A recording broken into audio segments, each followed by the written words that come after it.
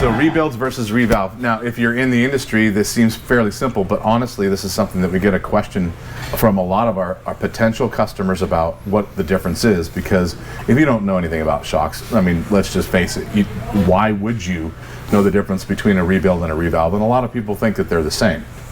They absolutely are not. Let's talk about the differences with some detail as to why they are different. First, rebuilds. Rebuilds should, in our opinion, be done on a UTV about every 2,500 to 3,000 miles. Now, this is a moving target because it depends on how hard you drive yours, depends on where you're driving it, it depends on a ton of factors. I mean, if you're in South Florida in sandy, salty conditions, then you're going to destroy shafts a lot faster and shaft seals. We see a lot of that, a lot of shock damage from that area because of the salt. If you are desert only or sand only, you're going to get a lot more time out of it. But if you drive really, really hard, then you're going to get less time out of your shocks. Shock preparation and cleaning is important. Make sure you don't leave mud on the shock that dries and then you drive on it that way. And it's basically just mud sandpaper inside that divider shock body area and wears things out. So always make sure that you clean them. But that 2,500 to 3,000 miles really depends on you. Now, what we get a lot of is, when do I know I need to rebuild my shocks? Well, if it's not typically on your mileage because you don't have any leaks and it's just got 2,500 to 3,000 miles on it, is due. But other than that, then if the shock leaks, time for a rebuild. Now, it can leak in multiple places. It can leak on the shaft seal, which is the most common. I don't have, right over here. Complete set of shocks. It'll leak on this seal up inside the seal head, and oil will drip down the shaft. Typically it'll soak the bump stop, and this will be wet. It might attract dirt and dust.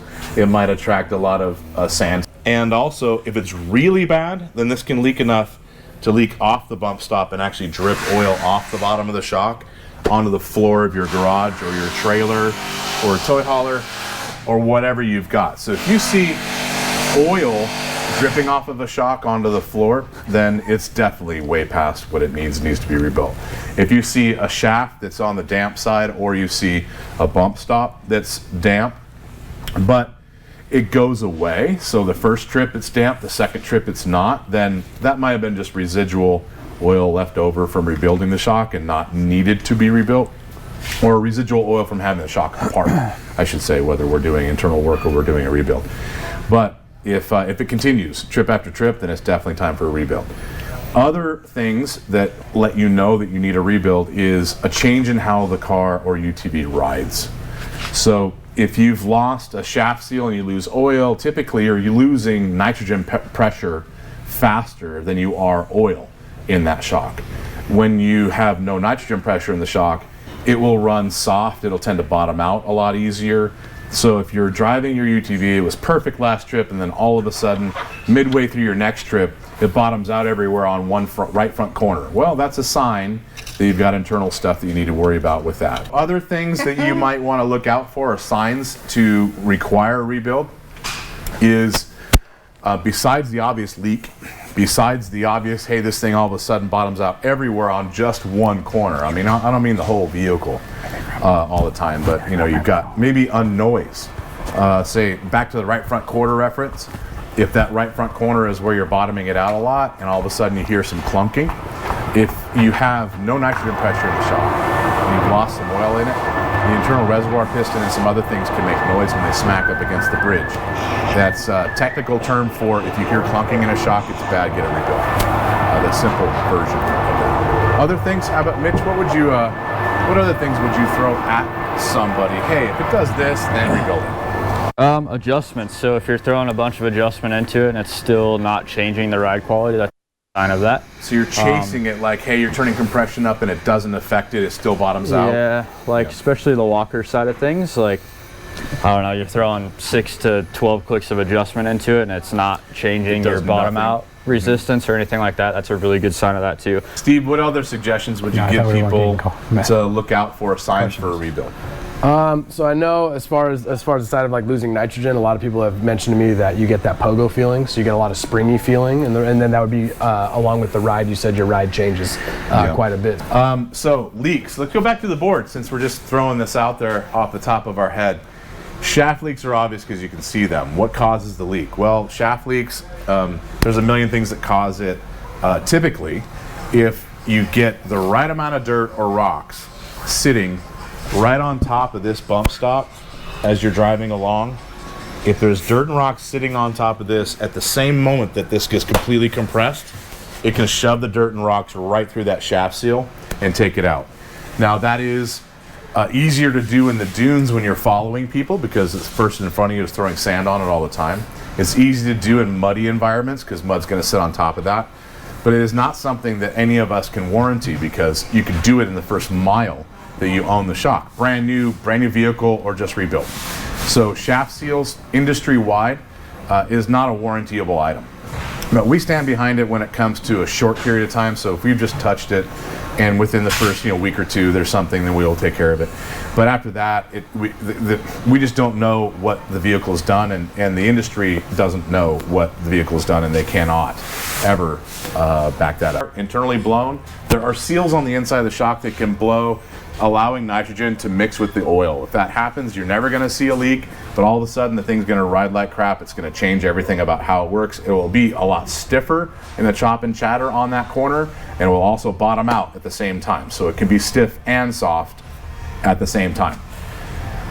Resi Cap leaks, unclean resis and false leaks. So a lot of people call us and go, hey, I need to get rebuilds because on the bottom of the reservoir cap right here, they've got either a little bit of fluid, which is easy to have if the shock's been taken apart and put back together. So I wouldn't worry about a little bit of a leak around this outside edge unless it persists after a couple of rides.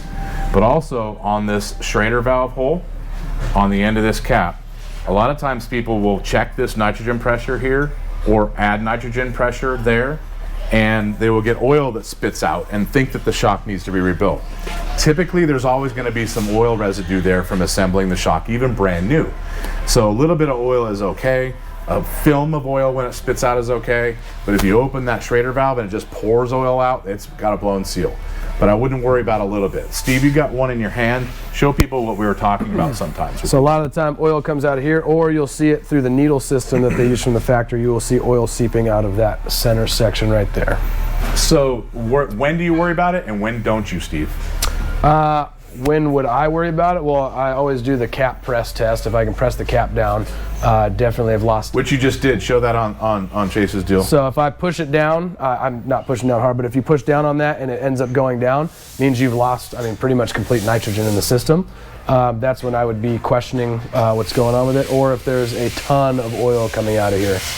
From multiple trips, not just one trip. Not just one trip. No, multiple trips, multiple miles on your car. If you send your shocks in on a routine basis, say every 2,500 to 3,000 miles, to have us freshen up the shock with rebuilds, and we've already done the internal work, then you get all of the internal upgrades, updates. So I say updates is what you're talking about right now. Internal updates for free. So we constantly test. So let's say you did an XP 2 years ago, we're doing it now. We might have all new setups for that ride even better, and we're gonna modify the internals to bring it up to date with the newest internals. And that's what he's talking about, is every time we touch it, it gets better. It's because we're rebuilding it and giving you all that free update. Now what's an upgrade, Justin? Upgrade, here we go. So there's a difference between an update and an upgrade. Update is basically valving pistons, simple things that we can modify. An upgrade is something that's fairly expensive on the inside, like an internal bypass tube. So you don't get new bypass tubes, which is an upgrade, for free when you do rebuilds. You can pay the upgrade cost and get bypass tubes if we've modified them and have new ones for you to jump up to. But everything on the piston, valving wise, is basically free when you do rebuilds on a routine basis. Does that make sense? Upgrade versus updates. The difference is valving versus expensive internals like bypass tubes. Cheaper to get done together. We kind of talked about this earlier, but yes, it's cheaper to do rebuilds. They're only $25 a shock when we're already inside of it doing internal work. But it might not need be done, or needed to be done. I just messed that completely up, but you get the point. You may not need it. We're going to tell you if it needs it.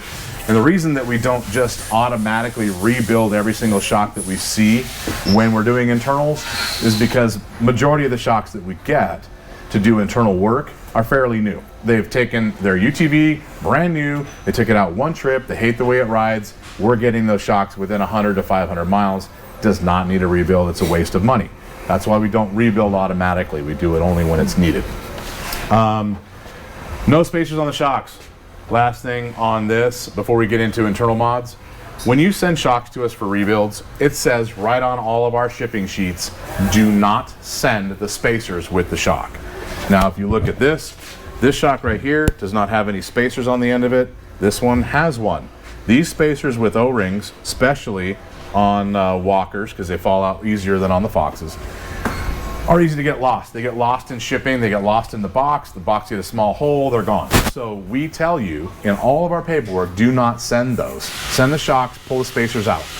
We don't want to be responsible for losing them. You get them back, you try to put them on, missing spacers, not our fault. So back to the board. We've pretty much covered everything that's on here has to do with rebuilds, right? So now you guys are completely up to speed what a rebuild is. How is that different than a revalve or any of the internal mods that we do inside the shock? It's actually completely different. I'll show you over here. On this workbench, we've got a couple things to show you. We've got internal bypasses taken apart, so shafts, pistons, valving, everything laid out, also bypass tubes. Over here, we've got all the seals that are typically in a rebuild kit, plus oil, which is obvious, we don't have to lay that out. But when we do internal mods on shocks, we are physically changing the function of the shock mechanically on the inside. We're modifying the pistons to change different oil flows. We modify the shafts on certain shocks. We modify the valving, of course we change that.